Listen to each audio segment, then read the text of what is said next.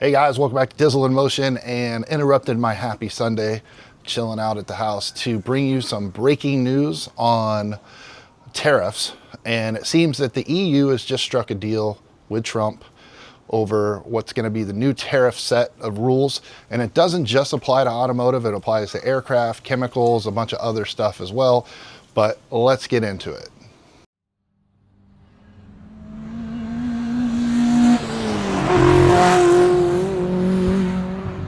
So for a quick background, if you haven't been following it, because there is a lot, and I'll just come out and say right away, it is a political thing. It's unavoidable.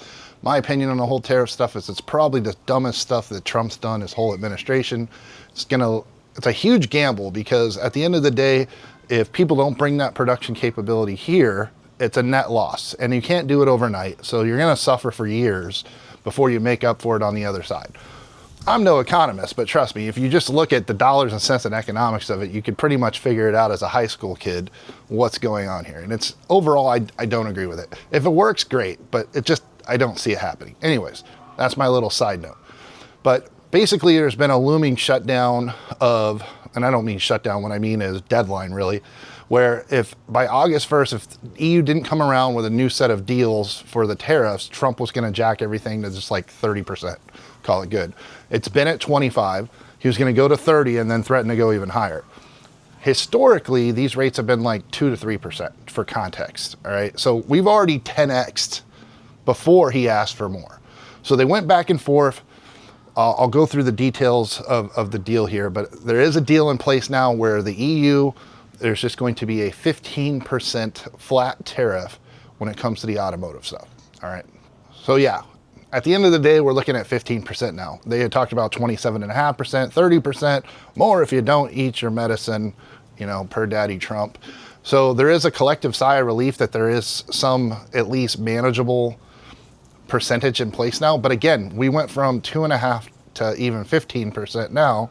So overall, this is still going to increase cost. All right. The good news is most of those costs have already been baked in to what's going on right now, because we are anticipating at least a 25% rate. So you shouldn't see any new cars coming out in October, November that are much higher than they already jumped from the projected MSRPs that we're seeing. So that's a good thing. And again, this is EU, everybody's got their own deal. They just made a Japan deal separately last week. We're talking just European, Italian cars, German cars, stuff of that nature. So keep it all in context there.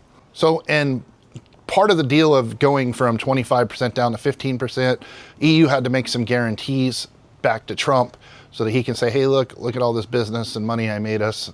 And so it says here, the EU is committed to purchasing $750 billion in energy, nuclear fuel, and then liquid gas, all right, over the next 3 years. So 750 billion, that sounds pretty good, right? And then the EU also has pledged $600 billion in investments in the US, plus all of their significant military purchases. So this will end up being a $1 trillion trade deal going our direction, which is good, but it's kind of subsidized by the taxpayer that buys European cars, right? So that's just how this works. It goes on to say that some of the goods here do have a 0 for 0, the aircraft parts, the military stuff, trading that back and forth. We're not taxing each other in that stuff.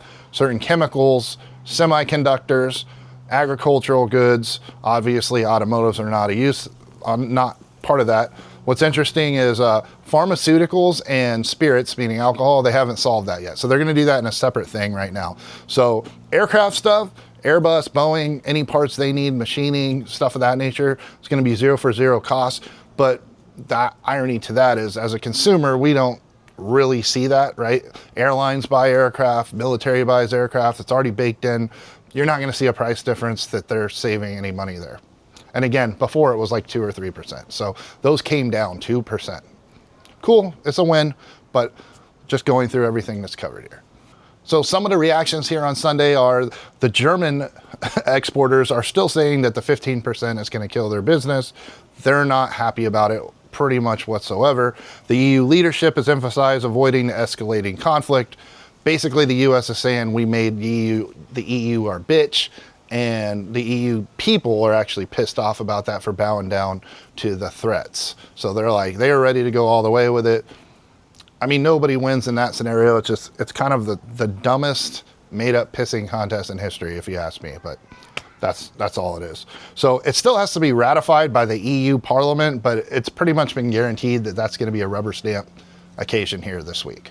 So again, the deadline was August 1st. I believe it's July 27th today, and they had till August 1st to fix this. They did. There's still more negotiations according to this. Again, we talked about pharmaceuticals, liquor. There's a couple other small things with supply chain and stuff like that, because they don't want any more standoffs with that when you already have this good deal, because then the likelihood of this deal falling apart is high, right? That's just common sense. So at the end of the day, what do you guys think? I've made it clear where my position is on this. I'm glad something got done. The whole thing in general was kind of unnecessary to me. Hopefully it does drive domestic production. People buy American again. I understand that whole drive and I support it. It's just, you can't just click a button and have it happen in months. That's my whole point. I would love to make all production domestic, make us all, you know, energy efficient and independent and all that stuff. That's all good stuff. I fear in the short term, when we already have kind of a fragile economy, what that could lead to. Simple as that. What do you guys think in the comments? Overall, we're looking at a 15% tariff now with EU. Some of the stuff in between is free, but that should keep catastrophic price wars from happening and keep the flow of cars still moving. What do you guys think in the comments? Thanks for tuning in. Have a great week, and I'll see you soon.